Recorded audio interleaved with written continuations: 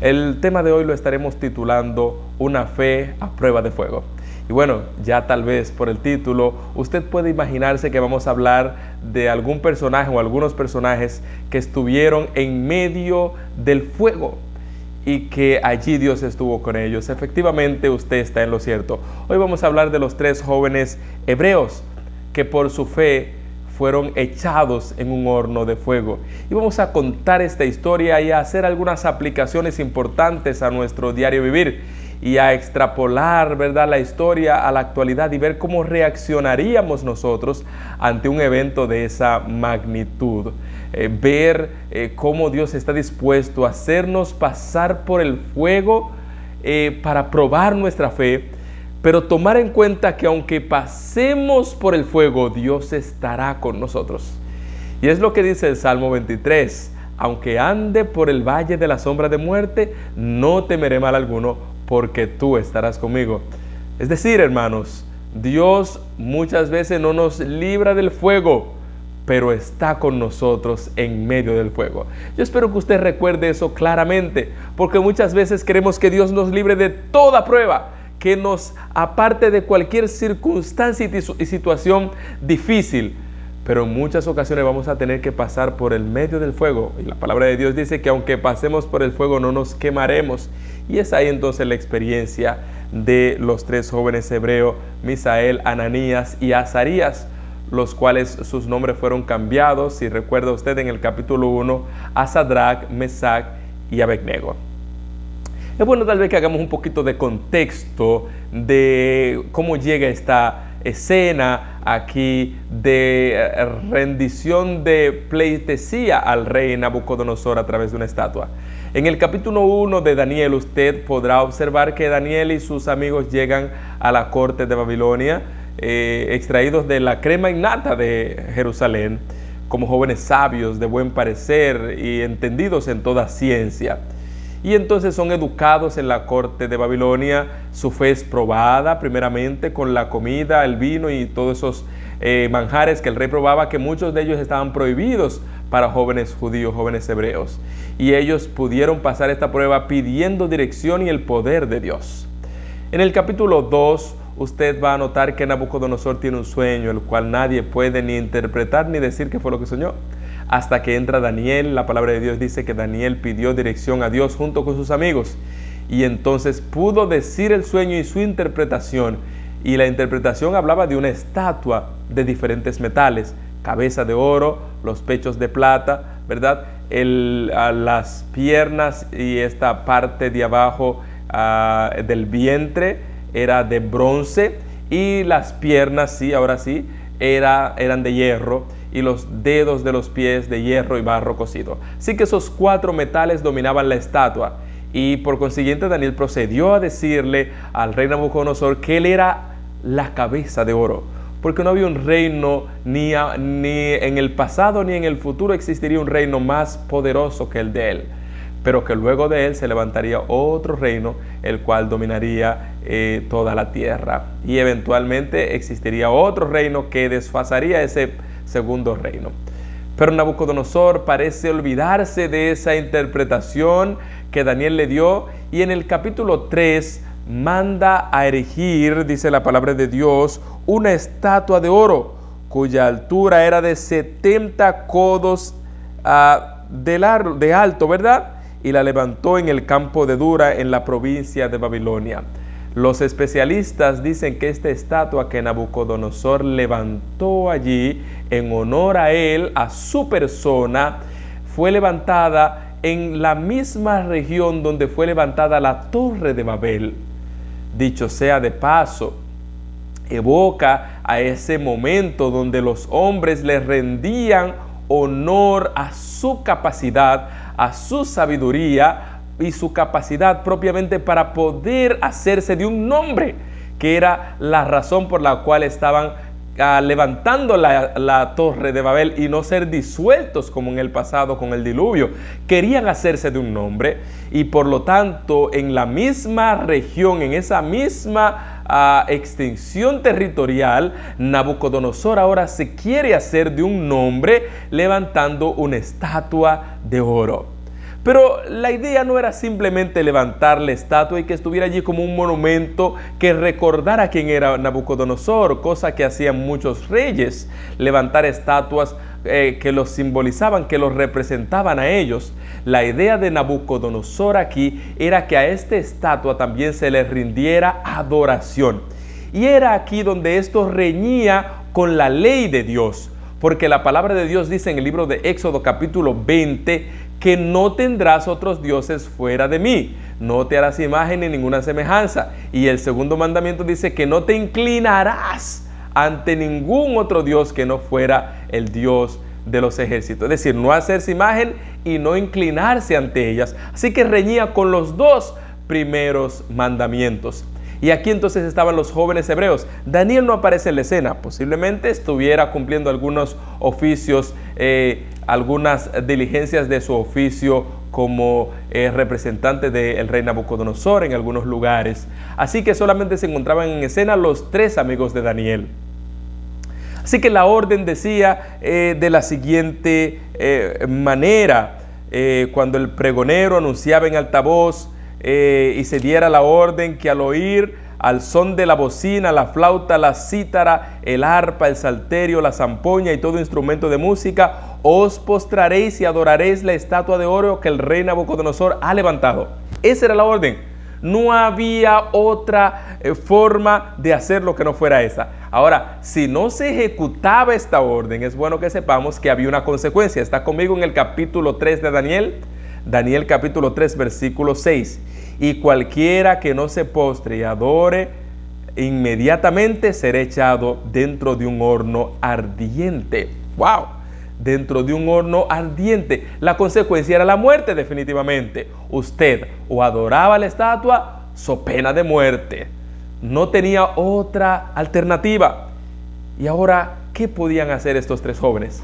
Ahora, la pregunta tal vez no es qué podían hacer estos tres jóvenes. La pregunta es, ¿qué estaban dispuestos a hacer estos tres jóvenes para mantener el nombre de Dios en alto en un momento donde todo el mundo se inclinaría ante esta estatua? Podemos hacer una aplicación a la actualidad. ¿Cómo actuaremos nosotros o estamos actuando nosotros en un tiempo donde todo el mundo cásimente se inclina ante la bestia? Inclinarse ante la bestia no es ir a Roma, ¿verdad? Y postrarse allí en la Basílica de San Pedro. Inclinarse ante la bestia es negar a Dios y seguir otras cosas también, que al final, en definitiva, le va a hacer a usted no adorar a Dios, sino adorar a la bestia. ¿Qué haremos nosotros en un tiempo donde las ideologías modernas gobiernan el mundo? Donde nuestros jóvenes son atraídos por diferentes corrientes ideológicas que los intentan sacar del diseño natural que Dios hizo para el hombre y la mujer.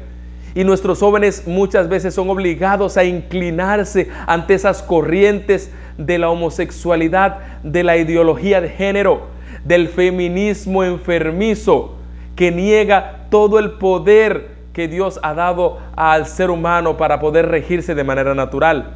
Y entonces establecen que todo el orden natural que Dios ha establecido debe descomponerse, debe deconstruirse para construir una nueva identidad de género.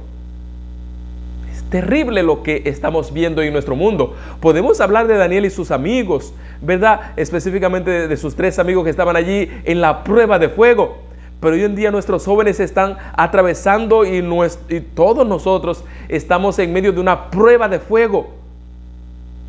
Y muchas veces solamente los que tenemos una fe robusta podemos resistir esa prueba de fuego. Pero nuestros jóvenes que muchas veces no son capacitados, no son fortalecidos en el seno de la familia, déjeme advertirle de un peligro muy fuerte, de un peligro muy inminente que ataca a nuestras familias y la educación de nuestros hijos, que la veo muy comúnmente en estos tiempos. Y es la de los padres dejar que los hijos elijan su fe. No, pastor, no lo puedo bautizar a los 8, 9, 10 años. No, yo voy a dejar que él crezca y entonces cuando crezca que él elija si quiere. Ese es el peor error espiritual de formación que usted puede cometer con sus hijos.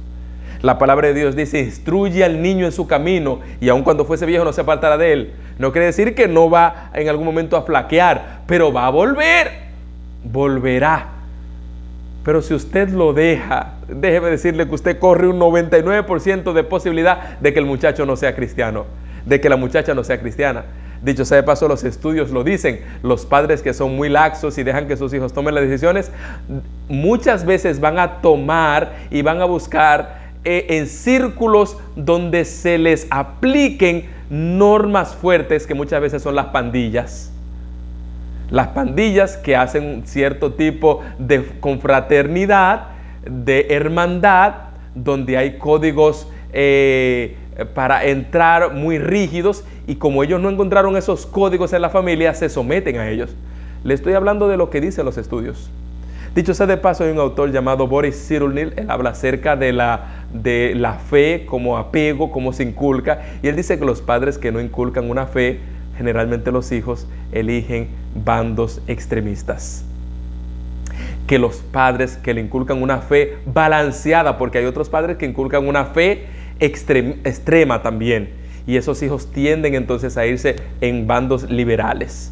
Entonces hay dos extremos, pero los padres que son balanceados inculcan, asisten, instruyen y moldean el carácter espiritual del hijo, tienen una mayor garantía de éxito en su formación cristiana. Así que no se deje llevar de estas corrientes de deje lo que él decida, déjela que ella decida. No le inculque esa fe, no le imponga esa fe. Eso es un error. Esa es la fe que usted tiene. Tiene que imputársela como Dios nos imputa su justicia. Impútele esa fe, instrúyale, moldele para que tome su decisión por Cristo temprano, a los 8, 9, 10 años. Eso van a ser sus inicios y eso va a crear en él un carácter resistente ante estos embastes que está recibiendo nuestra juventud hoy en día.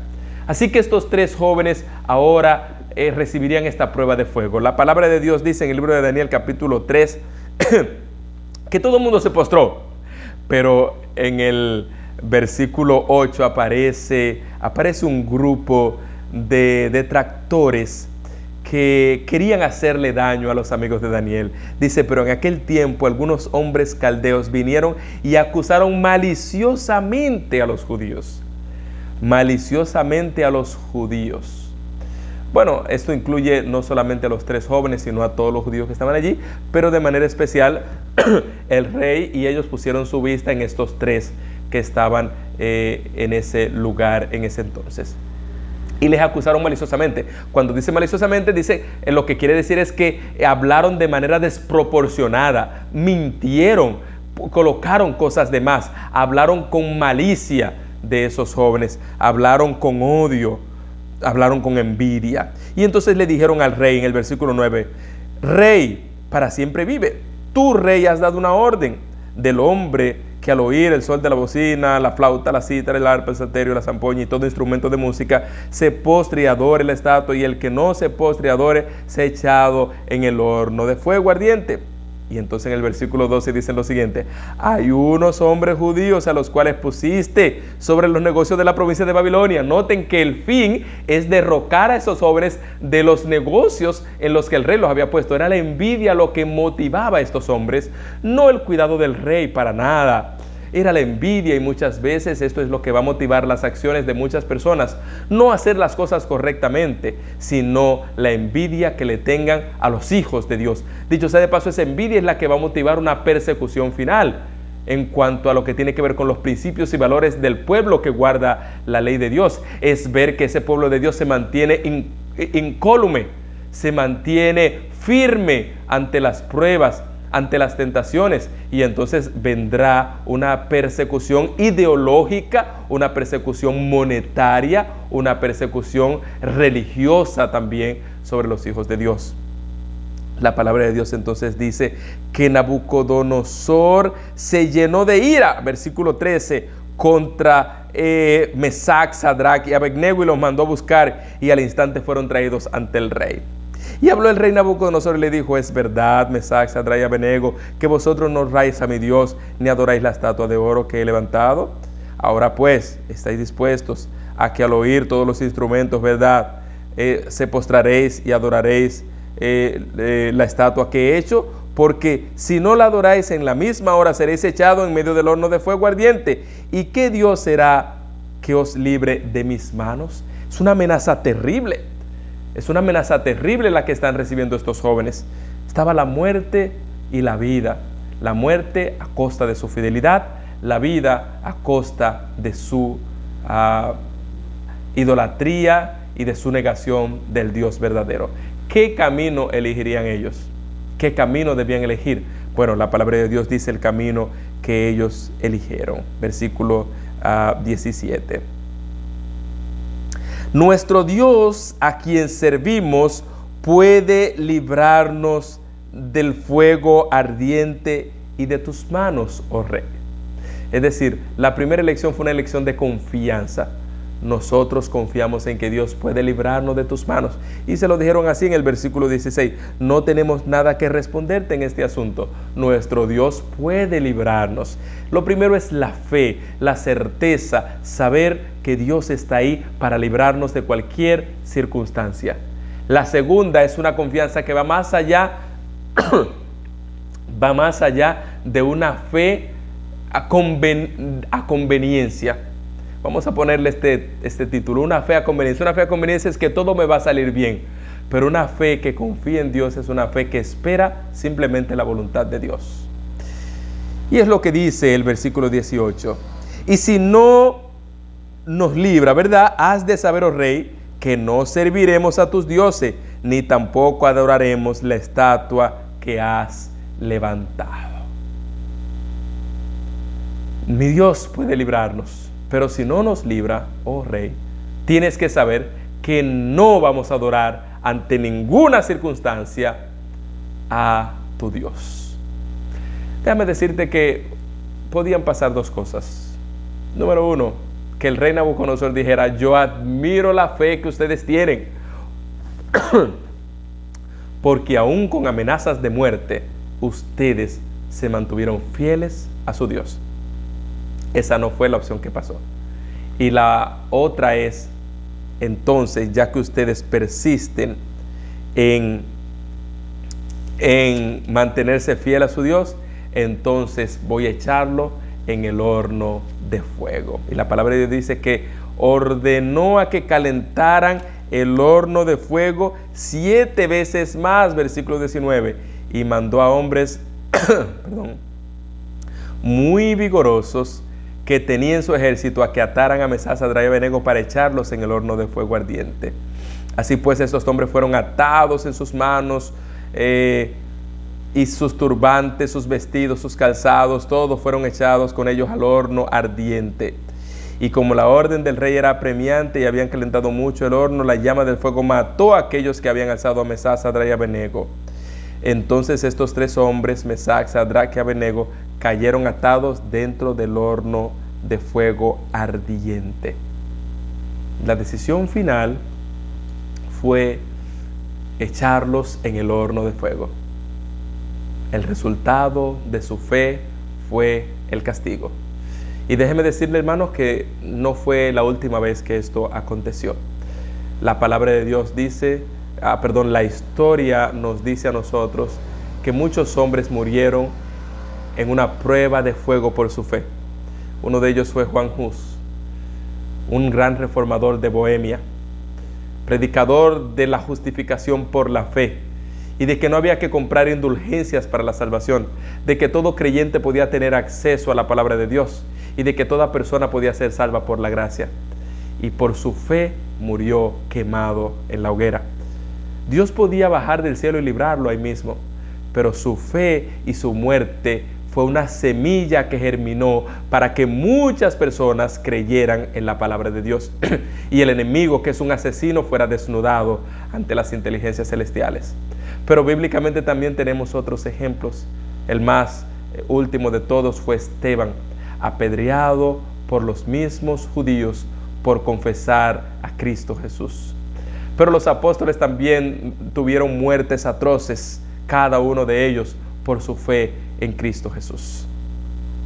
Interesantemente, les hago esta historia porque muchas veces nosotros vamos a tener que pasar por el horno de fuego. Dios no libró a estos muchachos de caer en el horno de fuego, pero Dios hizo algo más maravilloso. Dios estuvo con ellos en el horno de fuego. Oigan lo que estoy diciendo, que es diferente. Dios no los libró del horno de fuego. Dios estuvo con ellos en el horno de fuego. Amado, amada que me estás escuchando, Dios posiblemente no te ha librado de ese horno de fuego, pero Dios está contigo en tu horno de fuego. Dios está allí, porque la palabra de Dios dice que ellos fueron echados, pero el rey dijo, déjame ver qué es lo que está pasando, y se acerca en el versículo 24 y dice, ¿no echaron ustedes a 3 jóvenes atados en el fuego? Y ellos respondieron al rey, claro que sí. Versículo 25, y el rey dijo, sin embargo yo veo 4 hombres sueltos que se pasean en medio del horno sin sufrir ningún daño, y el aspecto del cuarto es semejante a un hijo de los dioses. El mismo Jesús estaba con ellos en el horno de fuego. Muchas veces Dios no te va a librar de la prueba. Muchas veces Dios no te va a librar de la enfermedad. Muchas veces Dios no te va a librar de perder el trabajo. Muchas veces Dios no te va a librar de esa situación difícil que estás pasando. Pero en esa situación, en esa pérdida, en esa crisis, Dios va a estar contigo. Jesucristo va a estar contigo. Jesucristo está contigo en medio de esa crisis. Pero Él necesita que tu fe sea a prueba de fuego. Él busca hombres y mujeres que en medio de la crisis, que en medio de la prueba difícil puedan decir, yo me quedo del lado de Jehová.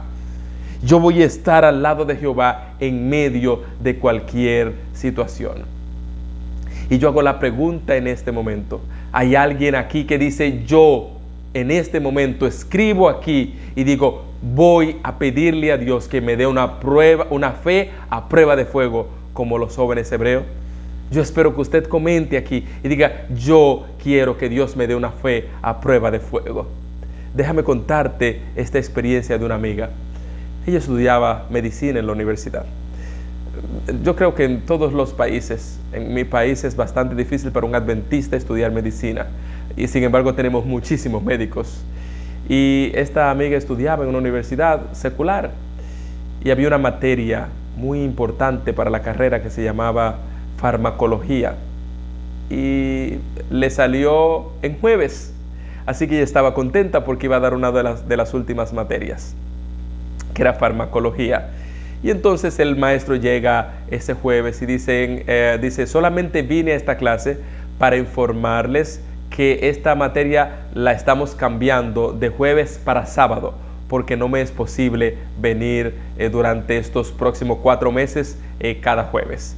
Así que los que tengan algún problema, ya saben, deben retirar la materia porque no va a haber cambios. Vamos a dar esta materia solamente en sábado. Interesantemente, mi amiga me comentó que habían algunos adventistas allí y que para ellos eso no fue un problema porque ellos tomaron su materia en sábado. Ellos iban a tomar su materia en sábado, pero ella tenía su fe demasiado arraigada en Dios y ella sabía que Dios podía responderle. Ella levantó su mano, fue la única que levantó la mano de los adventistas que estaban allí en el curso, porque el maestro preguntó que si había alguna objeción, y ella dijo, maestro, yo soy adventista y no puedo venir los sábados porque usted sabe que dedicamos el sábado a Dios. El profesor le dijo, no puedo hacer nada por ti, así que ya sabes lo que tienes que hacer. Lo que tenía que hacer era retirar la materia. Pues ella le dice, bueno maestro, pues lamentablemente, pero no puedo serle infiel a Dios para pasar una materia. Ojalá pudiera haber otra salida, pero entiendo. Ella se fue a un parquecito de la propia universidad y allí se sentó triste a orar a su Dios y a pedir fortaleza para poder atravesar de manera tranquila esta situación. Y el maestro, que había salido del aula, fue y se le acercó donde ella estaba y le dijo, joven, ¿qué te pasa? Y ella le dijo, no, estoy aquí reflexionando en mi Dios. Y él le dijo, mira, me quedé pensando en lo que pasó allí en el curso, en lo que dijiste en cómo admirablemente defendiste tu fe. Y déjame decirte que sé que ahí hay otros muchachos que son también de tu iglesia y ninguno de ellos objetaron, solamente tú. Así que mira, te voy a permitir que tú des la materia otro día de la semana que no sea sábado. Te voy a permitir reponer cada asignación. Voy a estar enviándotela por correo electrónico. Y entonces tú no vas a tener que venir sábado, pero vas a estar inscrita en la materia. Déjeme decirle que ella dio gloria a Dios, alabó el nombre de Dios, es una mujer fiel hoy en día, es esposa de pastor, dicho sea de paso. Y déjeme decirle que de un grupo de prácticamente 40 estudiantes, solamente 10 pasaron esa materia y ella estaba dentro de esos 10. Muchas veces Dios va a permitir que nosotros pasemos por el fuego, no nos va a librar del fuego. A ella Dios no la libró del fuego, ella tuvo que pasar por el fuego. Pero en medio del fuego Dios estuvo con ella y ella venció por la sangre del Cordero. Ella venció por su fidelidad a Dios. Así que hoy mi llamado a ti, hoy mi desafío para ti es que tú puedas pedirle a Dios que te dé una fe a prueba de fuego. Y que en cualquier circunstancia, en cualquier problema, en cualquier prueba, tú puedas decir, yo deseo serle fiel a Dios. Me gustaría en este momento orar por ti. Orar por ti porque sé que en algún momento, en alguna ocasión, has flaqueado en tu fe y has cedido ante la tentación. Tal vez hablo para un joven que ha sido fuertemente atacado y no ha podido resistir, pero que en este momento quiere decir, Señor, yo quiero que mi fe sea a prueba de fuego. Yo quiero que de aquí en adelante mi fe se mantenga firme. Yo estoy tal vez hablando en este momento y algún padre, algún amigo le va a enviar este mensaje, le va a enviar este tema, lo va a grabar, le va a enviar este tema a algún joven que está pasando por momentos difíciles y que necesita saber que tanto en la Biblia como hoy en día Dios sigue obrando y guiando y caminando con sus hijos aún en el valle de la sombra de la muerte, aún cuando pasan por el fuego. ¿Te gustaría que oremos ahora? Que le pidamos a Dios que te dé fortaleza para enfrentar esa prueba que está a punto de llegar a tu vida, para enfrentar esa prueba que estás ahora mismo atravesando. Yo sé que Dios está dispuesto a darte la salida y sé que vas a vencer si te pones en las manos de Dios. Vamos a orar. Padre Celestial, gracias. Gracias por el ejemplo de Mesac, Sadrach y Abednego. Gracias porque si a ellos los libraste, sabemos que nos vas a librar a nosotros, pero no sin antes probar nuestra fe, no sin antes estar nosotros al borde del precipicio, allí donde pensamos que todo está perdido, pero que a última hora tú llegas y nos das esa mano amiga, esa mano ayudadora. Mi Dios, alabamos tu nombre porque aunque no libraste a los jóvenes de caer en el horno de fuego, estuviste allí cuando cayeron y los levantaste, los socorriste y ningún cabello de su cabeza fue quemado. Fueron sacados de ese lugar victoriosos, gloriosos, porque tú estuviste con ellos. Y yo sé que vas a estar con estos jóvenes, con estos hombres y mujeres que están escuchando este mensaje y que donde quiera que lleguen de ahora en adelante van a decir, mi fe está puesta en Cristo Jesús. El hombre puede hacer lo que quiera, pero nunca abandonaré a mi Señor. Gracias, Señor, por esta fortaleza que nos das. Gracias por tu Espíritu Santo. Levanta a un joven que ha caído, a un joven que ha flaqueado, a una dama que ha caído, a una dama que ha flaqueado, a un caballero que está a punto de caer o que ha caído. Levántalo en el nombre de Jesús y dale una fe a prueba de fuego. Gracias, Señor, en el nombre de Jesús. Amén.